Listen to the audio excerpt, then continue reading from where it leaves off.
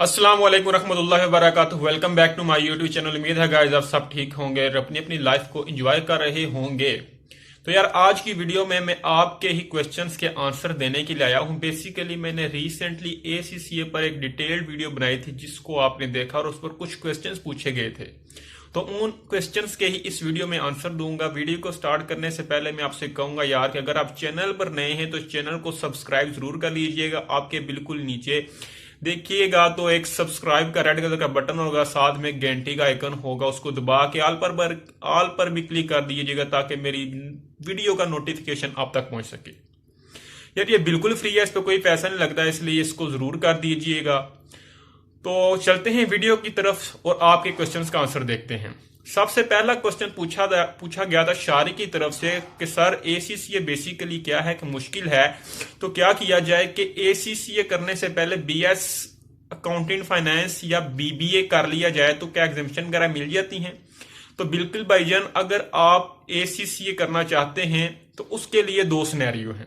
पहले वो जरा डिटेल से समझिए कि सर एसीसीए अगर आप करना चाहते हैं, एसीसीए आपको एक बहुत ही ज्यादा यानी कि एक देता है, यानी कि क्या कह सकते हैं कि अपॉर्चुनिटी देता है कि आप मैट्रिक के बाद एसीसीए में आए और उसके साथ जमकर मेहनत करें और 6 साल में अपनी एसीसीए क्लियर करें विद ट्रेनिंग एक्सपीरियंस, और 21 साल की एज में आप एक प्रोफेशनल अकाउंटेंट बन जाते हैं और अर्निंग शुरू कर देते हैं। लेकिन भाईजान आप कहते हैं कि भाई एसीसीए बड़ा मुश्किल है, तो ये कि पेपर ना पास हो या दिस डैट, तो भाई क्या एसीसीए करने से पहले बीबीए किया जाए, बीएस अकाउंटेंट फाइनेंस किया जाए? तो सर मेरा मशवरा है कि बीएस अकाउंटेंट फाइनेंस कीजिए, वो एसीसीए या सीए में आपके लिए बहुत ही ज्यादा मददगार साबित होगा। क्योंकि बेसिकली मेरा एक फ्रेंड है जो कि एसीसीए कर रहा है और वो साथ में पंजाब यूनिवर्सिटी से मॉर्निंग में बीएस अकाउंटिंग एंड फाइनेंस की डिग्री भी परस्यू कर रहा है, तो ये आपके लिए फायदेमंद होगा। तो sir BS accounting and finance करने के बाद अगर सीए या एसीसीए में आते हैं तो क्या हमें एग्जाम्पशन वगैरह मिलती हैं? तो बिल्कुल जी मिलती हैं। उसके लिए क्राइटेरिया थोड़ा सा मुख्तलिफ है कि बीएस अकाउंट एंड फाइनेंस करने के लिए जो यूनिवर्सिटी चूज करेंगे उसको चूज करने से पहले आपने ये एक बार देख लेना है उस प्रोफेशनल अकाउंटेंसी की बॉडी की वेबसाइट से, मीन सीए या एसीसीए की वेबसाइट से, क्या कि वो जो यूनिवर्सिटी है वो एसीसीए या सीए से अप्रूव्ड है या नहीं अप्रूव्ड। मींस के उस अप्रूवल का मतलब ये होता है कि क्या आपको उस यूनिवर्सिटी से बीएस अकाउंटिंग फाइनेंस करने के बाद एग्जामिशन मिलेंगी या नहीं मिलेंगी। तो इसलिए आपने इस चीज को ध्यान में रखना है। और एक और चीज आपने ध्यान रखनी है कि आपने यूनिवर्सिटी चूज करनी है, तो हर यूनिवर्सिटीज की मुख्तलिफ एग्जामिशन मिलती है। लाइक अगर लम्स या आईबीए यूनिवर्सिटी है तो आप वहां से बीएस अकाउंटिंग फाइनेंस करने के बाद एसीसीए में आते हैं तो आपको नॉलेज लेवल और उसके बाद स्किल्स लेवल पूरा माफ हो जाता है। मीन्स के नॉलेज लेवल के 3 पेपर और स्किल लेवल के 6 पेपर पूरे आपको एग्जाम्प्ट हो जाते हैं और सिर्फ प्रोफेशनल लेवल के जो 4 पेपर हैं देने के बाद एसीसीए क्वालिफाइड हो जाते हैं। और उसके बाद अपनी आप जो भी एक्सपीरियंस ट्रेनिंग वगैरह लेनी है उसके बाद वो करने के बाद आप एसीसीए के मेंबर भी बन सकते हैं। तो ये कुछ है। और इसके अलावा कुछ और यूनिवर्सिटियां हैं, उनकी यानी कि रैंकिंग के हिसाब से जो है किसी में 5 मिलती हैं, किसी में 7, किसी में 6, यानी कि रैंकिंग के लिहाज से मुख्तलिफ एग्जामिशंस होती हैं। तो उम्मीद है कि आपको बात समझ में आ गई होगी। शारिक साहब आपको जो आपके क्वेश्चन का आंसर मिल गया होगा। अगर फिर भी कोई क्वेश्चन आपका रहता है तो कमेंट में पूछ सकते हैं।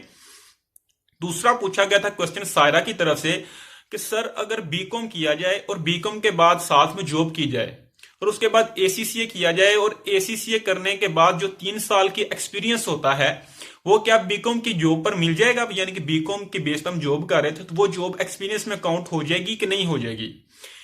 तो मैं आपके क्वेश्चन का आंसर देते हुए सबसे पहले ये क्लियर करना चाहूं कि एसीसीए बने और एसीसीए की जो अपॉर्चुनिटीज है वो ना की हासिल, तो एसीसीए बनने का फायदा क्या? मेरे कहने का मतलब है कि एसीसीए बनने के बाद अगर आप आईसीएईडब्ल्यू ना बने, मींस के इस आईसीएईडब्ल्यू का मतलब है institute of chartered accountant of England and Wales, जो कि दुनिया में पहले नंबर पर सीए की अकाउंटेंसी बॉडी की पहले नंबर पर है ये। तो अगर वो ना किया तो फायदा। उसके अलावा अगर आपने एसीसीए किया और ऑक्सफोर्ड ब्रुक्स यूनिवर्सिटी जो कि इंटरनेशनल रैंकिंग में आती है उससे डिग्री ना ली तो एसीसीए करने का फायदा। एसीसीए करने के बाद आप दुनिया को कम्पीट ना कर सके बल्कि नेशनल लेवल पर रहे तो एसीसीए करने का फायदा।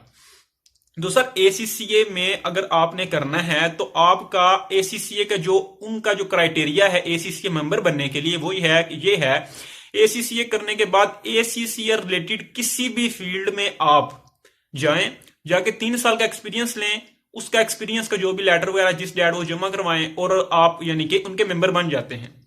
आप ये ट्रेनिंग किसी शेल के पेट्रोल पंप पे ऑडिट करके ले सकते हैं, किसी छोटी फर्म में, किसी बैंक में जॉब करके ले सकते हैं किसी तरह से, और बीकॉम करने के बाद भी आप किसी बैंक वगैरह में ही जॉब करते हैं। तो मींस के एसीसीए इस तरह भी होता है। लेकिन सर मैं आपको, मैडम जो भी हैं आपको मैं बताता चलूं कि एसीसीए करने के बाद अगर आईसीएडब्ल्यू की डिग्री आप चाहती हैं, मींस के आईसीएडब्ल्यू बनना चाहती हैं, सीए इंग्लैंड का बनना चाहती हैं, तो उसके लिए इंग्लैंड सीए की एक कंडीशन है कि आपने आर्टिकलशिप किसी यानी कि रजिस्टर्ड फर्म से किए हों, मींस कि आपके आर्टिकलशिप किसी रजिस्टर्ड फर्म से होने चाहिए।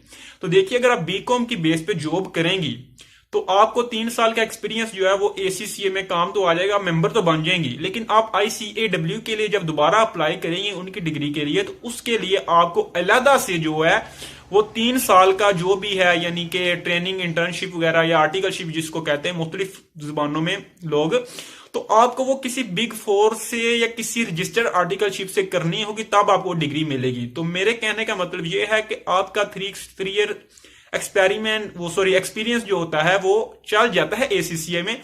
लेकिन अगर आप आगे जाना चाहती हैं, आगे जाके दुबई का सीए क्रैक करना चाहती हैं, इंग्लैंड का सीए क्रैक करना चाहती हैं, मुख्तलिफ कंट्रीज में जाकर जॉब करना चाहती हैं, तो आपके लिए आर्टिकलशिप किसी रजिस्टर्ड फर्म में होना बहुत जरूरी है।